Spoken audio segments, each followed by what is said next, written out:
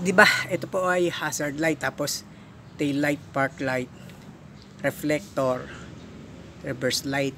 Ngayon, ito madaling malaman to, i-hazard nyo lang. Ito madaling malaman to, ito, papakita ko na lang ha.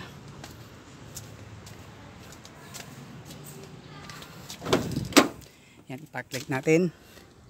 Ikot. Hazard. Yun, naka-hazard siya. So yun ho, ano, kabilaan po yan. Ano.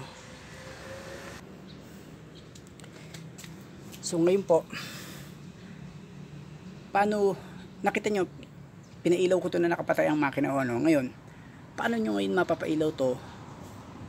Gayong ito ay may ilaw lang pag nagre-reverse ho kayo, ano, pag naka-under po ang makina.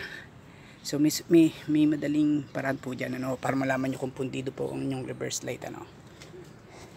Ito po gawin nyo. So ilagay nyo sa reverse tong cambio. So hapakan nyo yung clutch, ano. Ayan. Ilagay nyo muna sa neutral. Ayan, kita nyo. Tapos ito po, ignition switch, ilagay nyo sa on. Ayan, kita nyo. Off. Ano ba nakalagay doon? Off or lock. Steering lock, accessories, on. Malalaman nyo naman naka-on kasi nakabukas ho yung mga, you know, yung mga pilot light, ano. So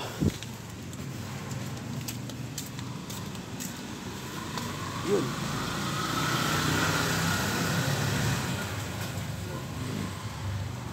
Ano, so wag nyo patatagalin ho ng naka-on ho yung ano, kasi ho iinit yan eh. So patayin nyo po agad. So ganun lang ho yun, ano. Pagka gusto nyo malaman kung pundido ang inyong reverse light.